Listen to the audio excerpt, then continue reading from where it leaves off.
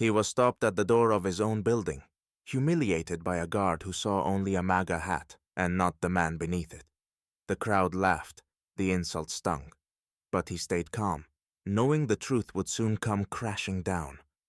When the guard learned who he really was, it wasn't just his assumptions that shattered. It was his entire sense of control. What happened next would leave everyone speechless. Let's start from the beginning. It was a bright, crisp morning in downtown Manhattan. The kind of day where the city buzzed with an almost palpable energy. The streets were alive with the familiar symphony of honking yellow cabs, the rumble of delivery trucks, and the rhythmic clatter of hurried footsteps. Pedestrians shuffled along the sidewalks, clutching their coffee cups and phones, heads bent as they navigated the organized chaos that defined New York. In the midst of this urban dance, a sleek black SUV glided smoothly to the curb in front of a newly completed skyscraper.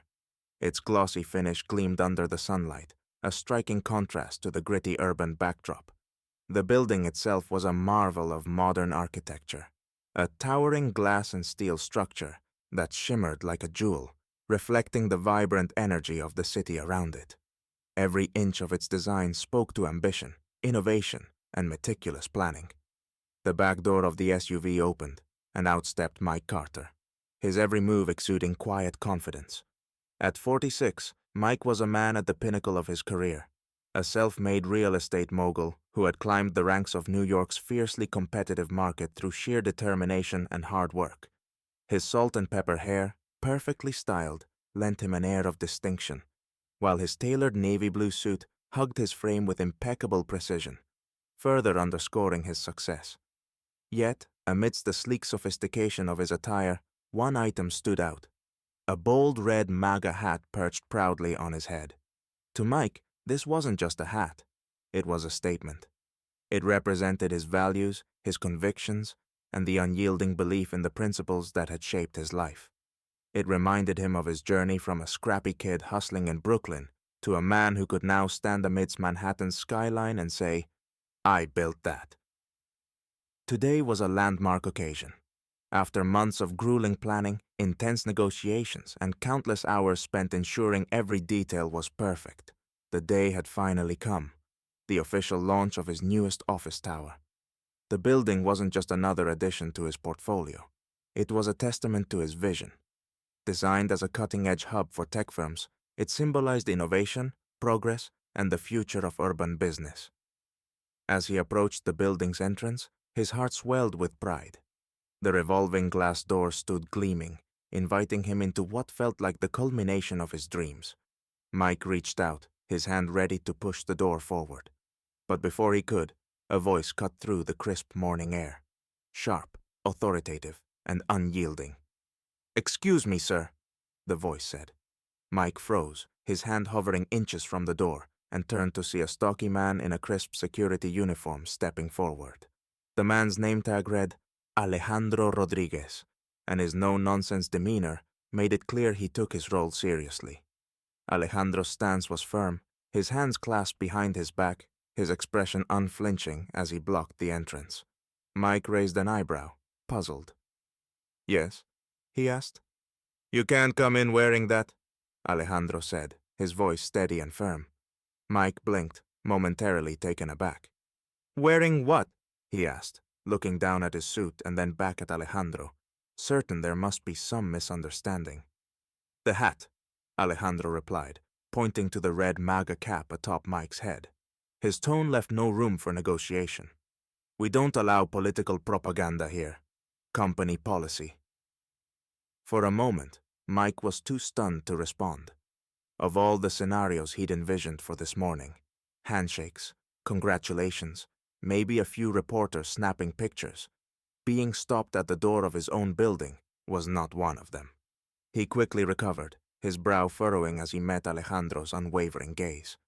"I'm pretty sure I know the company policy," Mike said, his voice calm but edged with disbelief. "I helped write it." Alejandro, however, was undeterred.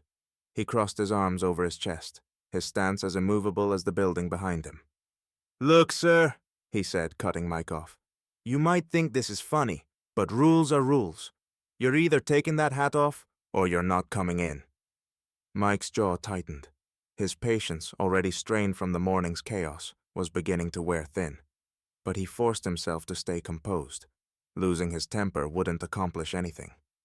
"This is my building," he said firmly, gesturing toward the skyscraper looming behind Alejandro.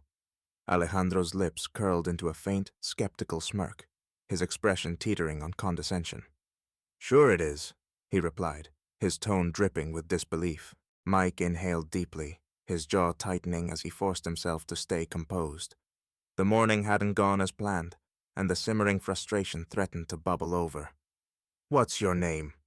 he asked evenly, his voice low and calm as his piercing eyes locked onto the guard. "Alejandro," the man replied, his tone clipped and defensive. "Why?" "Well, Alejandro," Mike began, his tone measured but tinged with an unmistakable edge of authority. "I'm not going to argue with you, but I'm walking into that building, hat and all."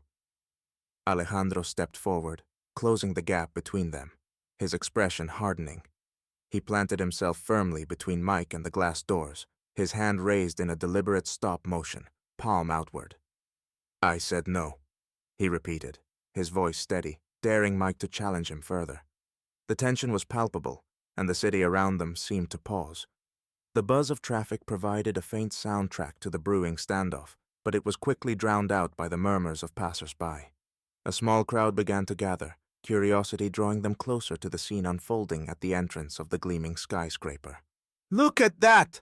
someone whispered, their voice barely audible over the ambient noise. "Another entitled MAGA guy getting put in his place." "Serves him right," another voice chimed in, followed by a ripple of amused chuckles from the growing group of onlookers. Mike heard the comments but chose to ignore them, his expression remaining neutral. He glanced briefly at the crowd before turning his full attention back to Alejandro, who now stood with his arms crossed over his chest, his posture unyielding. The guard's no-nonsense demeanor radiated confidence, but to Mike, it felt like misplaced arrogance. "You're not above the rules, sir," Alejandro declared, his voice firm and unwavering. "I'm calling my supervisor." Mike sighed, exasperation creeping into his voice as he reached into his pocket and retrieved his phone. "Do that," he said, his tone sharp with impatience. "And while you're at it, maybe call the building's owner." Alejandro's lips twitched with irritation, his professional facade slipping ever so slightly. "I will," he replied curtly, reaching for his radio. Mike's eyes narrowed slightly, and he delivered his next line with deliberate precision, each word dripping with irony. "Oh, wait," he said, pausing for effect. "That's me." Alejandro froze for a moment, his brow furrowing as he processed the statement. Skepticism etched itself across his face. "Nice try," he said slowly, his tone patronizing, as though speaking to a particularly dense child. "But I know the owner. His name's, Carter or something." Mike suppressed the urge to roll his eyes. The situation was almost absurd, bordering on comedy, if not for the sheer audacity of it. Keeping his composure, he reached into his pocket again, this time pulling out his leather wallet. With practiced ease, he flipped it open to reveal his official ID badge, his name and photo prominently displayed. Holding it up for Alejandro to see, he spoke with deliberate clarity, enunciating each word. "Mike Carter," he said firmly. "That'd be me." Alejandro leaned in slightly, squinting at the badge as though trying to determine its authenticity. After a moment, he leaned back with a dismissive shrug. "Fake IDs are a thing, you know," he said, his tone thick with doubt. Mike's patience was now stretched to its breaking point. The sheer absurdity of being blocked at the front door of his own building by his own employee was almost laughable, if it weren't so infuriating. He considered escalating the situation right then and there, but he stopped himself. A public scene wouldn't accomplish anything, and Mike Carter wasn't the kind of man who needed to yell to make his point. "Fine," Mike said coolly, slipping his badge back into his pocket with a practiced motion. "Make the call." Alejandro, visibly flustered now but still holding on to his authority, fumbled for his radio. He pressed the button and began speaking into it, his voice betraying a mix of confidence and uncertainty as he relayed the situation to his supervisor. Mike stepped back, crossing his arms over his chest as he waited, his expression tight and unreadable. Around them, the crowd murmured in hushed tones, their whispers swirling like static. Some seemed entertained by the unfolding drama, while others watched with wary curiosity, sensing the tension in the air. Mike stood still, his calm demeanor masking the storm of irritation churning beneath the surface. For now, he let it play out, but one thing was certain. Alejandro was about to learn a lesson he wouldn't soon forget. While Alejandro stammered into his radio, his confidence faltering as he tried to justify the situation to his supervisor, the polished revolving doors of the skyscraper spun open with urgency. A woman in a sharp navy blue tailored suit strode out, her heels clicking briskly against the stone pavement. Jenna, Mike's trusted executive assistant, was the embodiment of professionalism, her presence commanding attention even in the chaos of the bustling city. But as her eyes landed on the scene unfolding before her, her composure cracked. "Mr. Carter!" she exclaimed, her voice cutting through the hum of the growing crowd. She rushed forward, her expression a mixture of shock and alarm. The tension in her stride and tone immediately shifted the atmosphere. More onlookers turned their heads, intrigued by the sudden shift in energy. Mike turned to her, his exasperation tempered by a faint trace of amusement. He jabbed a thumb toward Alejandro, who was now frozen mid-sentence, his radio dangling awkwardly in his hand. "This guy," Mike said, his voice dry and laced with disbelief, "thinks I'm some random MAGA hat-wearing troublemaker." Jenna froze, her wide eyes flicking from Mike's unmistakable red hat to Alejandro's confused face. Her expression quickly shifted from disbelief to incredulity. "Alejandro," she said sharply, her voice cutting through the air like a whip. "This is Mr. Carter, the owner of this building." Alejandro's face turned ashen, the confident bravado he had displayed moments earlier evaporating in an instant. His jaw slackened, and his radio slipped slightly in his grip. "Wait," he stammered, blinking rapidly as though trying to process her words. "He's serious?" "Yes, he's serious," Jenna snapped, her patience fraying. She folded her arms, fixing him with a withering glare. "How did you not recognize him? We just had a staff meeting about this. His face was on the presentation slide." Alejandro's confidence crumbled entirely. His posture sagged, and the earlier authority in his stance dissolved into visible regret.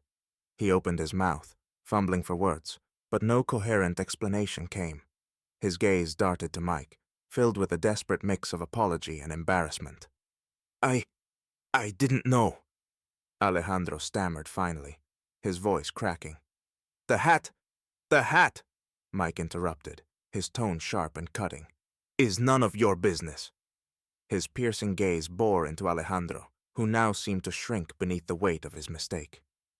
"What is your business?" Mike continued, his voice steady but firm. "Is knowing who pays your salary." Alejandro's shoulders slumped further, the full impact of his blunder sinking in. He looked down, his earlier bravado replaced with a palpable sense of shame.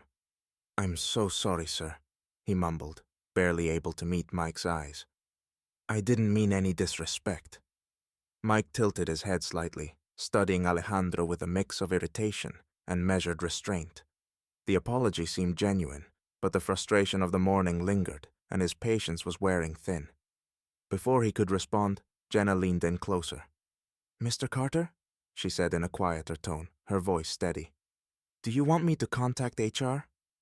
Mike waved a hand, signaling her to step back. "Not yet," he said, his eyes never leaving Alejandro. He stepped forward, closing the gap between them, and spoke with deliberate authority.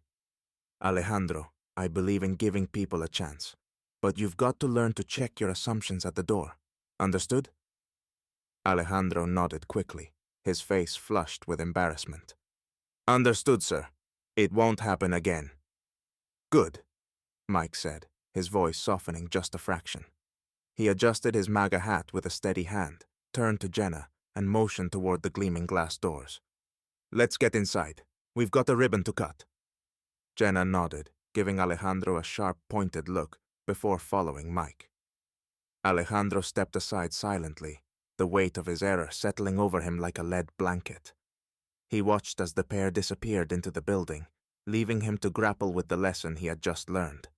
The crowd, which had been eagerly soaking in the drama, began to disperse as the spectacle ended. Whispers and murmurs rippled through the group, the onlookers exchanging observations about the surprising turn of events. As the door swung shut behind him, Mike took a deep breath. The frustration of the morning began to melt away as he refocused on the tasks ahead. He wasn't one to hold grudges, but he knew Alejandro wouldn't forget this moment. It was a lesson in humility, and one that would likely stick with the guard for a long time. Mike took a deep breath, the morning's tension gradually ebbing. He looked directly at Alejandro, his voice steady but firm. "You're lucky I believe in second chances, but let's get something straight. You don't judge people by their politics, their hats, or anything else." Alejandro stood frozen, the weight of Mike's words sinking in. "Yes, sir," he mumbled, barely meeting Mike's gaze. Mike crossed his arms, his tone softening slightly, but retaining its edge. "I hired you because I believe everyone deserves a shot. You're here because you're good at what you do. But if you can't treat people with basic respect, Alejandro, we have a problem." Alejandro nodded quickly, his cheeks burning with shame. He shifted uncomfortably, his earlier confidence now fully replaced by regret. Behind them, the small crowd that had gathered to watch began to disperse, murmurs fading into the background as the tension dissolved. Jenna, still standing at Mike's side, leaned in and spoke quietly. "Should I contact HR?" Mike shook his head, his voice calm but decisive. "Not this time. But Alejandro," he said, turning back to the guard, "you owe me, and everyone else you've judged today, an apology." "I understand," Alejandro said, his voice steady now, if still subdued. "I'll do better." "Good," Mike said simply. He adjusted his hat and turned toward the building's gleaming entrance. "Come on, Jenna, let's get to work." As Mike stepped inside, Jenna lingered for a moment, her sharp gaze landing on Alejandro. "Consider this your warning," she said quietly, her tone laced with finality. "Next time, there won't be a conversation." Alejandro stood there, watching as the two disappeared into the building. The reality of what had just happened weighed heavily on him. He had learned a humbling lesson, one he wouldn't forget anytime soon.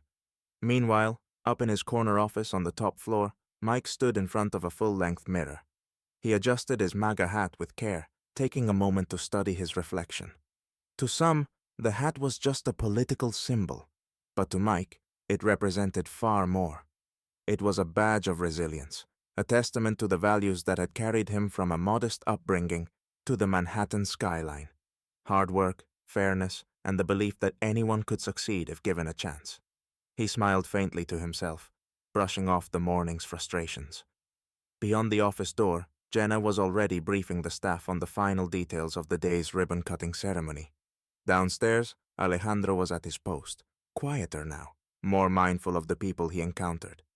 The lesson had been harsh but necessary. As Mike walked out of his office toward the awaiting celebration, he felt a renewed sense of pride, not just in the building he had created, but in the values he lived by. In the crowd gathered below, Alejandro stood at the edge, now humbled and determined to prove himself worthy of the second chance he had been given. Mike's voice carried over the speakers as the ceremony began. "This building is a symbol of what we can achieve when we work together, respect one another, and believe in second chances." Applause erupted, and somewhere in the crowd, Alejandro found himself clapping a little harder than the rest,